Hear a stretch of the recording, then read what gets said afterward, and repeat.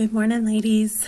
It is Monday, April the 20th, and we are 3 weeks out from finishing.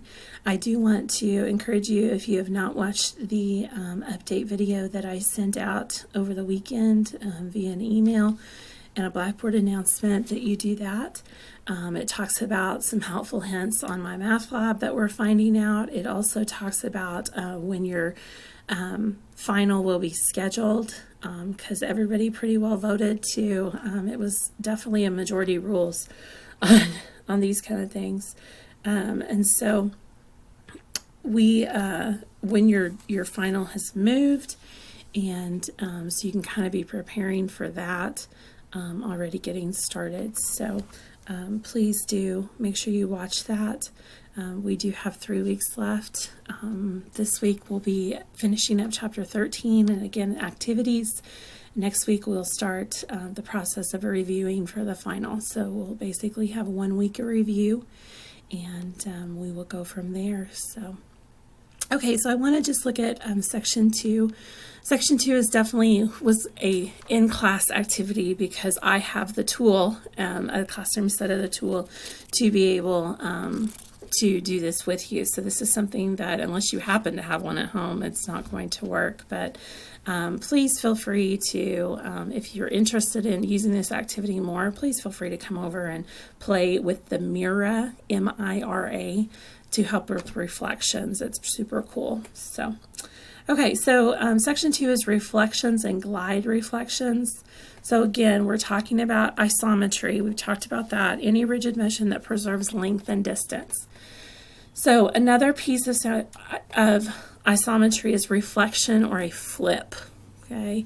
Now you can use a mirror for this to see the reflection or a flip. So you could do the activity with a mirror, a small hand mirror that you could set down that had a flat side, a compact or something. I say compact, that's like a 1960s word, but a makeup mirror that is square, that has a flat side. So that you could do it. It's not going to be as great as using the Mira, M-I-R-A, but it can work. So, okay, so reflection, the goal is you want your students to be able to, in their mind, see what the reflection of some image would look like. Okay, so you do that by setting them up and by practicing what does it look like, okay, using a mirror. So then in their mind, they can kind of reflect it on their own. Okay, so a reflection, you can kind of read the official definition of what it is.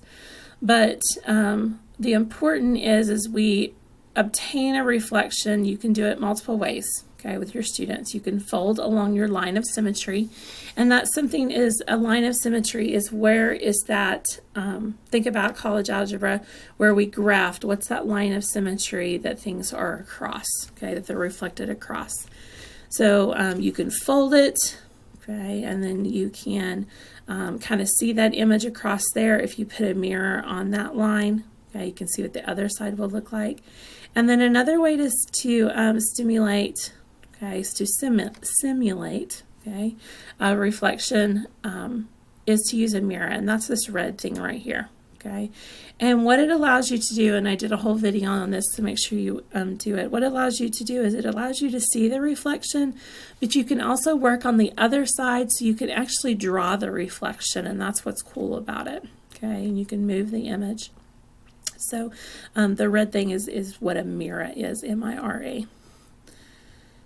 Okay, so again, what we would have done is we would have, and you can still do this with the mirror, put your mirror up to this little guy and you should see this reflection over here.